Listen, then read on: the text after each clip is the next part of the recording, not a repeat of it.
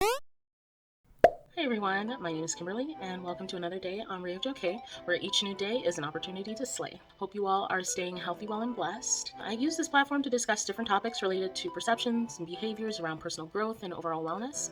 So, of course, if this content is right up your alley, feel free to subscribe. So, I talked in a recent video about body politics and kind of set the premise up or set the stage up to really talk about this next topic or today's topic that I'm going to talk about. And I originally didn't want to discuss it because it was something I didn't want to get my hands dirty in. It's a very sensitive issue at this point in time. And at this point, you've probably guessed from the title what I plan to be talking about today. But while it's become a very controversial topic today, I do think that is the very reason that it's got me so intrigued and wanting to really talk about it from a sociological observance standpoint. So that's what I am prepared to do at this point. However, my initial hesitation with doing this had to do with a few different things. One being there's enough confusion and misinformation out there, and I didn't really want to plan to add to it. Also, and I preface this in a lot of videos that go into these types of sensitive issues, I am not a licensed medical professional or a healthcare professional, and or within a discipline that aligns with sharing data points or first account information that would lend credence to what's happening out there. And while I do know how works, I'm not going to sit here and make it my place to discuss all of that here. But I do encourage you to reach out to people in their respective fields of expertise to learn more. I'm not talking about health gurus. I'm talking about those who work on a day-to-day basis within the field. So I do encourage you to reach out to them for more information if you are curious. Another reason why I also didn't want to talk about this topic was that it's become so complex and convoluted, and I may not hit every single detail around this. Otherwise, this video will end up becoming a dissertation. But, I do feel that it is important to discuss a few of the elements that have shaped how we've gotten here. And I'm not here to exert my own beliefs, and you are more than free to believe what you believe. Despite what any of us believe, I feel that we need to recognize that people are choosing what they believe the best routes are for themselves with the given information that they have, the given knowledge that they've obtained, and the resources that they have at that moment in time. So regardless of what you and I think, people are making the best decisions for themselves with the information and resources that they have. Now, my goal is to have us all think a little bit deeper about how we got to this point, where we really witness an unprecedented public reaction towards perceptions and behaviors related to and what this all means for us moving forward when it comes to issues around healthcare, body autonomy, policy, and so on. First off, I want to discuss the response. I'm going to be utterly candid and say that the response was pretty disappointing. It was disappointing for a few different reasons. I believe that this response was a reflection of procedural failure around the flow of information.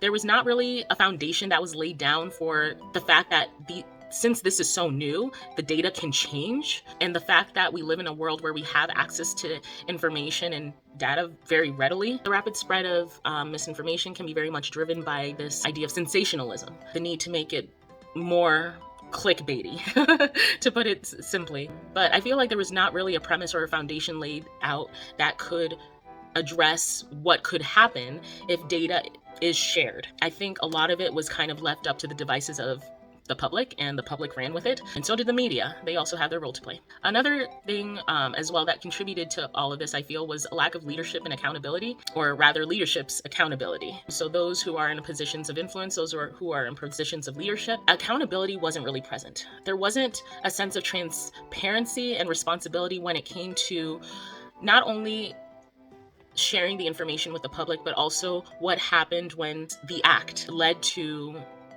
unfavorable results. It was just a matter of like, here it is, and you deal with it. That was what I got out of that messaging. So I felt that it could have been better. Again, setting the stage better can do so many wonders.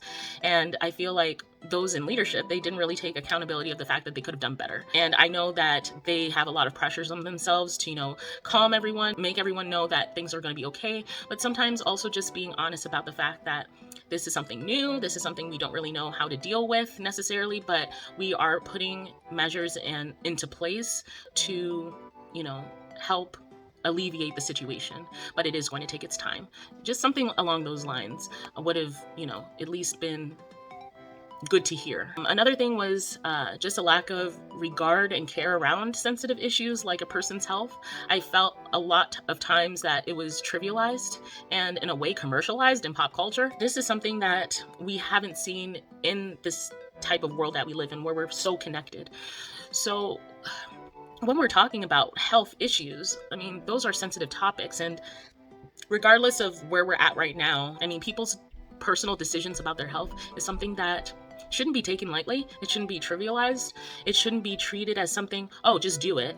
Because, I mean, it's a lot more complicated than that. And I feel that the way that we approached it, we didn't give it its due relevance when it came to how complicated it can be, the fact that there's other things that can play a role into someone's decisions about their health, and then also certain figures commenting on the situation when they're not really in a position of they're in a position of influence, but they're not in a position of authority. Those two different things. People who are actually in the field, like on the ground, can offer better perspective than someone who just has a position of influence, but they're nowhere near the field. So again, you have that also just adding to the confusion. There was also, I feel, the late realization and a bit of delusion around the relationship that people have with organizational entities like the government and the healthcare system.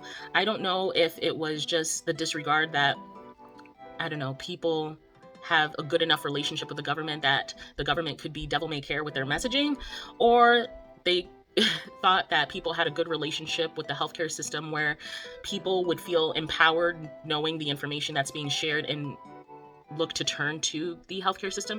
Like, I feel even just the realization of the disparities of access being in the forefront, not to say that they didn't know. I think right now they've been put in a position where they now have to address it. I think they've known really for a very long time where the state of things stood, but it's a lot of what's happened with the relationship, the deteriorating relationship between people and government, people and the healthcare system isn't really a surprise, but somehow it's made to seem like it is. I don't know, but I just feel like either it was late realization or a delusion or something that they were trying to push out there that people still have a good enough relationship with the two, and obviously that's not the case.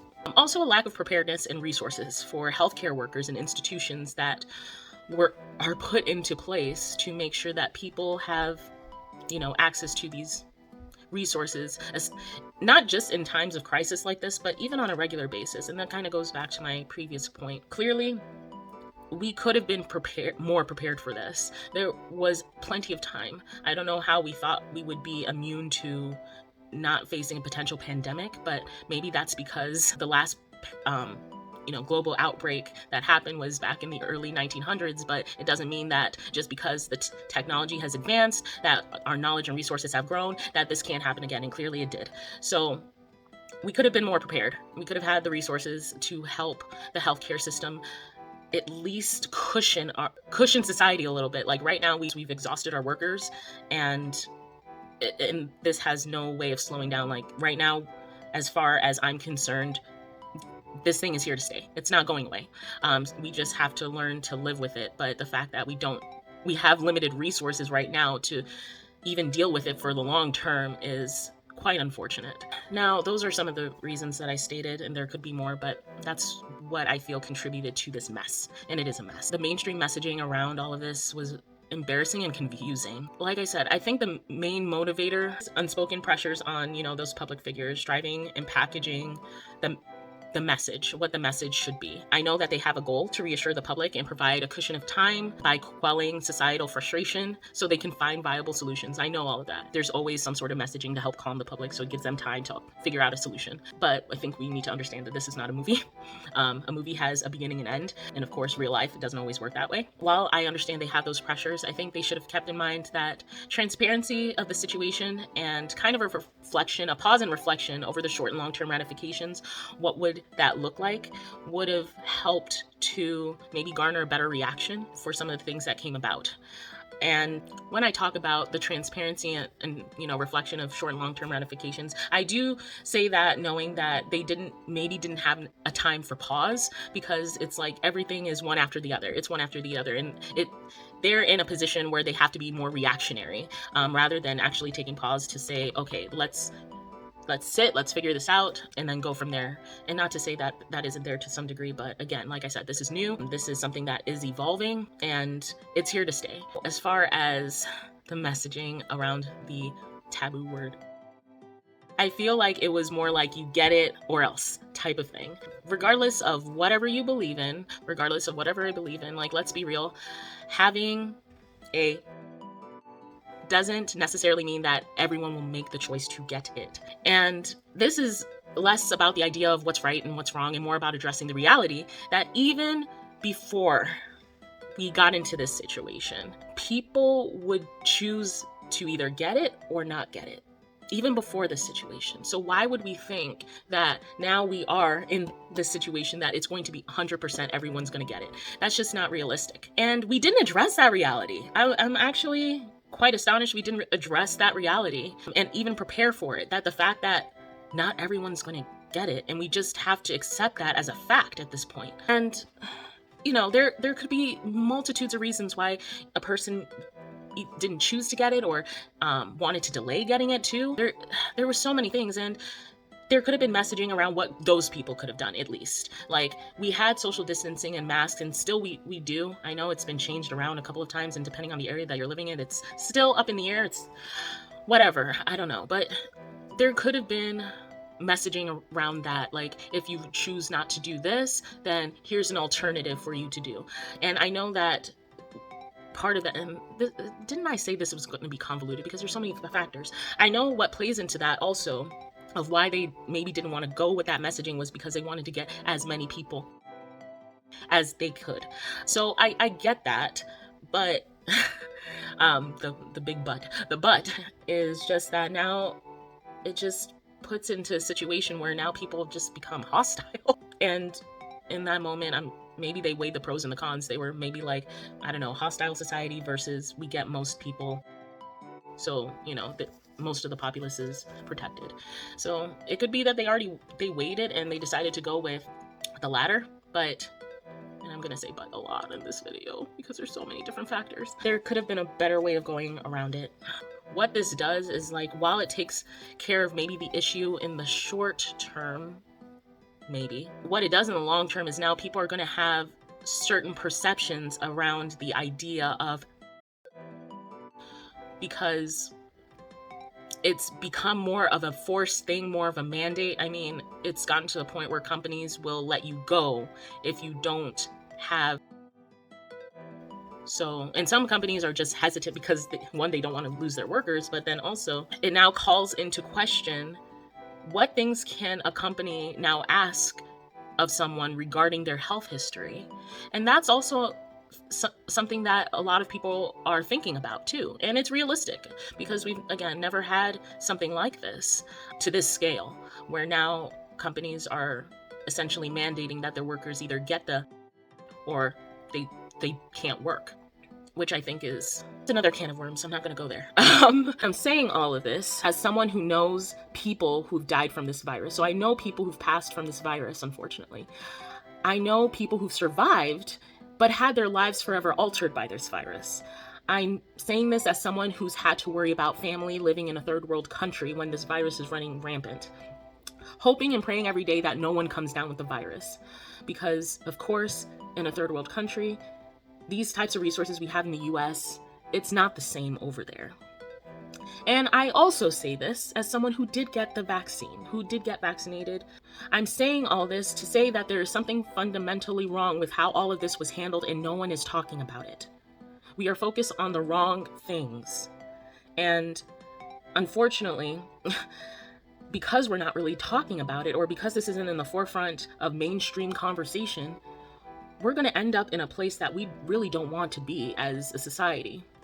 And it's sad that I have to preface my background this much of where I'm coming from just to be taken seriously, or, you know, just to feel like if I hadn't, people who saw this would just default to anger or rage and form their own perceptions about my message. It's sad that I have to default to that. I'm not here to take sides of beliefs, but I'm just here to say that how this all was handled was very poor. The saddest part is we can't even step back to objectively look at all this and discuss the root causes as a way that can truly make us better moving forward.